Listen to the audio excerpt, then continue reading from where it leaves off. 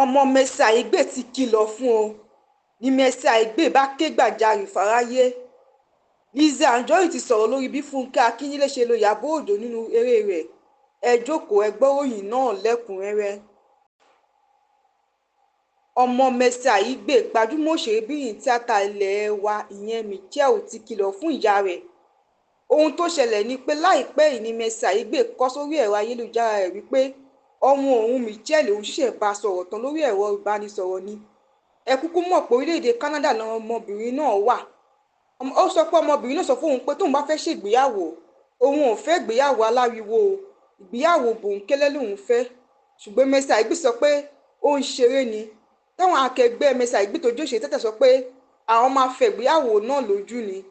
Láìpẹ́ yìí ni Mercy Aigbe ṣẹ̀yẹ ìkẹyìn fún ìyá rẹ̀. Táyé gbọ́ tóun mọ̀ tó fi lé pọ̀ títọ́ fọ̀nà roka táwọn èèyàn jàǹkàn láwùjọ péjú síbẹ̀. Ó jọ pé eléyìí ni Michelle rí tó sọ pé òun ò fẹ́ ìgbéyàwó aláriwo. Lizzy Anjorin sọ̀rọ̀ lórí bí Fúnkẹ́ Akíndélé ṣe lo Ìyábọ̀ Òjó nínú eré rẹ̀. Ẹ gbọ́ ohun tó sọ.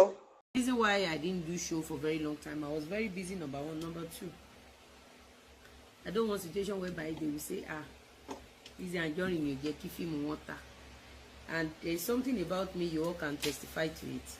Èmi ò kí ń bọjú ayé èèyàn jẹ́. Èmi ò bá ṣe èèyàn jẹ́. Tó bá wá fúnṣẹ́ bí màá wá fúnṣẹ́ ẹ̀. If you come for my business, I'll go for your business. If you come for my life, I'll go for your life. I don't want situation whereby they will say, I want to ṣe fíìmù Lizzy Anjorin. So we just have to give them that long rope.